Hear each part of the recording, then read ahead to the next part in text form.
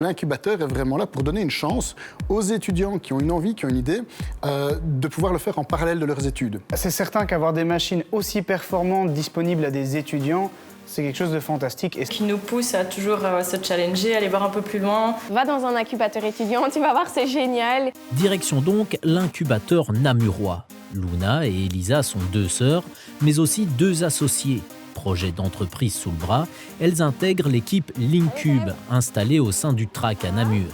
Ici, elles bénéficient notamment de l'accompagnement d'un coach pour ouvrir leur boutique de plats préparés et de produits locaux sous le nom de Noisette et Maury.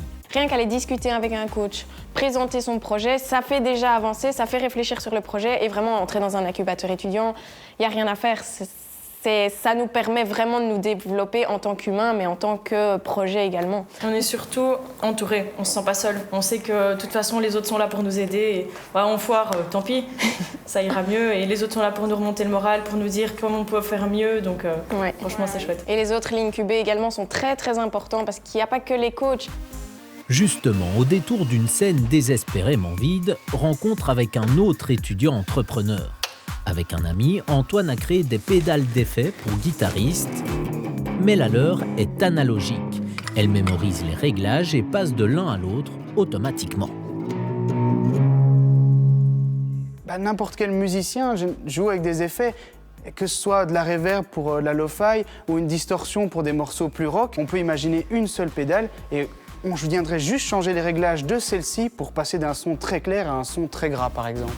Mais après avoir imaginé un produit, il faut encore lui faire prendre forme. Et c'est là que les incubateurs et leur Fab Lab interviennent. Imprimantes 3D, découpeuses laser, une panoplie de machines disponibles, tout ce qu'il faut pour élaborer un ou plusieurs prototypes. Une fois qu'on a eu les plans, en 2 semaines, grâce à la disponibilité des machines pour un étudiant, on a pu construire notre premier prototype et du coup avoir une réalisation concrète du projet, quoi. En fait, les 5 incubateurs wallons sont des structures au service des jeunes entrepreneurs. Fab Lab, coach, mais aussi des ateliers, des formations en entrepreneuriat, parfois de simples conseils très pratiques, administratifs. Et puis, il y a surtout leur réseau bien fourni d'acteurs locaux. On leur offre ce cadre, cette structure qui permet pour eux de quelque part de s'amuser à l'intérieur. On est un peu la boîte à outils, mais c'est eux les bricoleurs et qui mènent la barque pour leur entreprise. Ces étudiants qui se lancent, ils créent une réelle valeur, ils s'impliquent dans la société, ils comprennent comment cette société fonctionne. Et puis, même si ces étudiants ne démarrent pas leur projet tout de suite, parce qu'il y a la plus-value économique pour la société, mais ce sont des étudiants aussi qui ont été sensibilisés.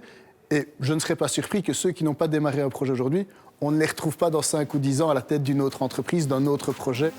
Maintenant que vous connaissez le projet Noisette et Maury, nous les rencontrons dans leur cuisine. Et on se rend compte que leur incubation a même influencé leur idée de départ. En fait, au début, on partait dans les insectes comestibles, la commercialisation d'insectes comestibles, puis on est rentré dans l'incubateur avec cette idée-là. Et au final, on en est arrivé à la conclusion que ce qu'on voulait faire, c'était unir nos 2 passions, donc la cuisine et la pâtisserie, pour proposer quelque chose de sain et de gourmand. Ils ont parfois un peu la fougue de la jeunesse et de temps en temps, c'est peut-être leur donner des outils qui leur permettra de canaliser cette fougue et d'en faire le meilleur lancement possible.